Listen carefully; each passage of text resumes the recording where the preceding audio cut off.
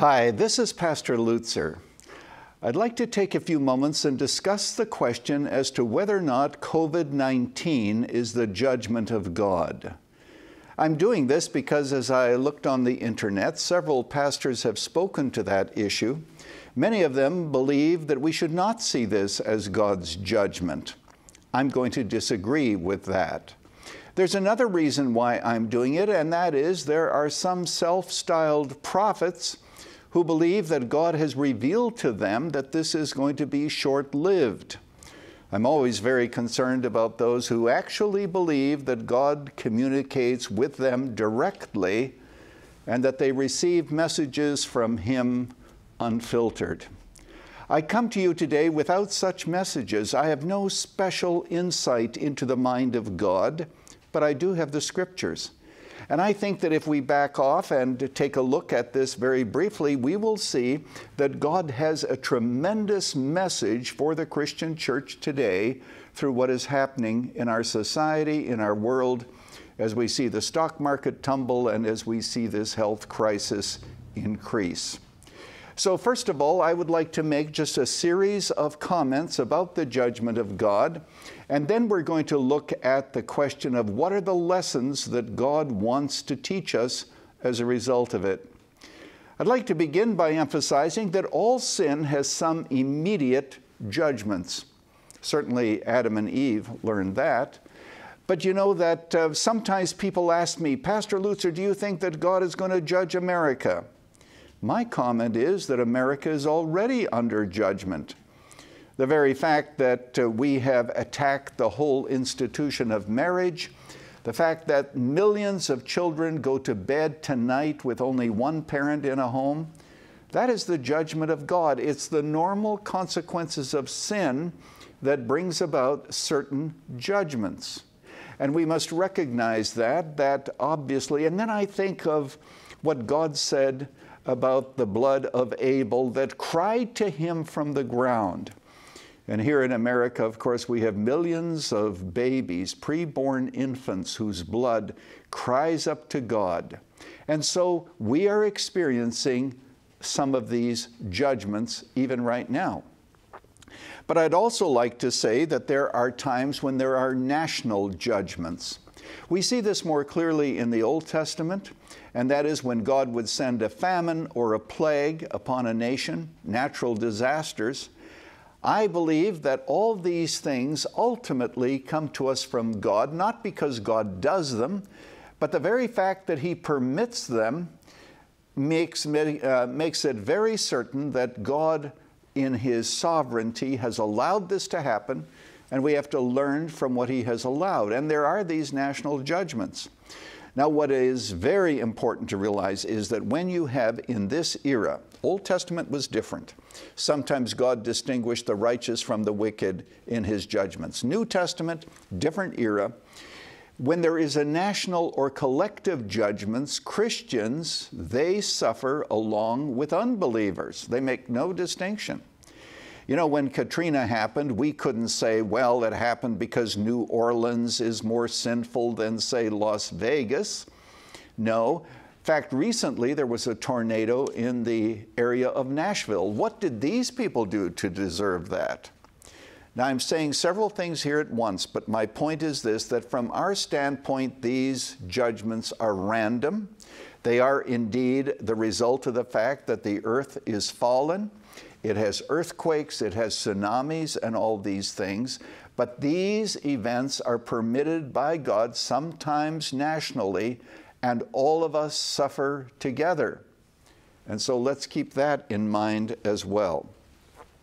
I believe that when God sends something like a national judgment, be it an earthquake, a famine, or a pestilence, as it was called in the Old Testament times, I believe that He always does that to help us to understand that there is a coming judgment. These are small pictures of judgment to come. For example, the return of Jesus Christ. You look at the return of Christ, there's going to be lightning, there's going to be thunder, there's going to be signs, there's going to be earthquakes, all of the things that we experience here in this life. And God says, I am just giving you a picture of what is to come. Remember the story that Jesus told about the Tower of Siloam. He says, those 18 men upon whom the tower fell, were they greater sinners than other sinners in Jerusalem? I tell you not, but unless you repent, you shall likewise perish. So these kinds of experiences really are a predictor of what is going to happen. You know, we are in a terrible crisis, and there are many people who don't want to see this crisis go to waste. So what you will discover on the internet and elsewhere, there are those who are thinking that it is really time for us to have a vaccination for this, and we hope that the vaccination for this disease will happen, but that it'll be mandatory. And therefore we'll be able to control the population in interesting ways. I don't think that that is the plagues of Revelation or Antichrist. I'm not a person who is given to such far-fetched ideas, but again, it would point to what is going to happen in the future. Now, the next point that I want to make might surprise you. There are times when Christians alone are the ones who receive judgments. Yes, indeed. You know, we in our society today so emphasize the mercy of God and the grace of God, and we need to hear the mercy of God and the grace of God. We need to hear that. But at the same time, we forget that as Christians, the fact that we are in Christ means that there is no condemnation that comes to us. We are evaluated and we are judged. That's why the Apostle Paul says that we shall all stand before the judgment seat of Christ. And what does Peter say in 1 Peter chapter 4? He makes the statement, if judgment begins at the house of God, what shall happen to those who do not know God? Where are the godly, the ungodly rather, where are they going to appear? Now, the point that I'm trying to make is simply this. I think it would be a great mistake if we as Christians did not get a message from God as a result of the crisis that we are facing. I believe that God is not only speaking to us through His Word, obviously, but He is sending us a megaphone. And that megaphone from heaven is saying that what you are experiencing is a small indication of what is going to come, and this is a time for repentance, it's a time for renewal, it's a time that the church examined itself. If you think that Jesus never judges a church, read the book of Revelation, particularly His letter to the church at Thyatira. If you read that passage of Scripture, Jesus says, I will come to them, and He mentions the judgment that He's going to bring. Let us not allow the fact that we are in Christ, shielded from condemnation and God's wrath, let us not use that to think to ourselves that what we are experiencing in our culture today could not be a message from God of the need of deep and abiding repentance on our part. In a sense, yes, it is a judgment from God. It's a judgment because of sin. It's because of the fallen earth. But God is saying to us at this moment, this is the moment to fast and pray and seek my face. And that, I think, is one of the messages that God sends to the church. What are some of the other lessons that God wants us to learn? Well, the clarification of values. Suddenly we begin to realize that people are more important than anything else. It doesn't matter whether or not you're driving a certain brand of car. Now the question is, are you going to be healthy? Are you going to be able to save your children from this? Somehow, God likes to take us and show us the true values. Someone once asked a sculptor, how do you make an elephant? And he said, actually, it's very easy. He said, you just take a block of marble and you chip away everything that isn't elephant. I believe that God is taking us through this time of trial to chip away everything that isn't Jesus, all of the values that He had, the value of pleasing the Father, and the value even of being willing to die for the sake of others, which Jesus did. And times of crisis make us reevaluate how we spend our time, what we watch on television, and what is truly important. It helps us distinguish time from eternity. Clarification of values. Something else is taught to us, and that is the uncertainty of life. I've always marveled at that people wake up in the morning thinking they are going to live, then an earthquake comes. Now, of course, we're not thinking about earthquakes per se, but we're thinking about a virus that any one of us could probably catch, and we might recover, but then again, we might not. The Bible says that our life is like a vapor. It's here for a moment and then it's gone. And God is saying to us, this virus is out of your control, and ultimately your own life is out of control, in the sense that there are things that happen to us that we cannot prevent. And as I've said many, many times, that not only is time short and eternity long, but also the statistics on death are very impressive. So far it's about 1 out of 1. And you and I should hear from heaven, prepare to meet God. There's another lesson, and that is that crisis reveals character. You know, Cyprian, when the plagues came to North Africa, he said that they were necessary to come. He said that they were suitable of all things. Why did he say that? It revealed the true character of Christians. He asked the question, he says, does this mean that those who are well, are they going to take care of the sick, or are they going to flee and just care for themselves? Will the masters take care of their slaves, or will the masters not care when their slaves suffer? In other words, are we willing to serve other people or not? Perhaps you've heard me refer to Martin Luther, who was told to leave Wittenberg when the plague came. But Luther said, no, I'm staying, because if I die serving my fellow men, after all, greater love has no man than this, that a man lay down his life for his friends. And so what we need to do is to recognize that character is revealed in a crisis, and this is a crisis.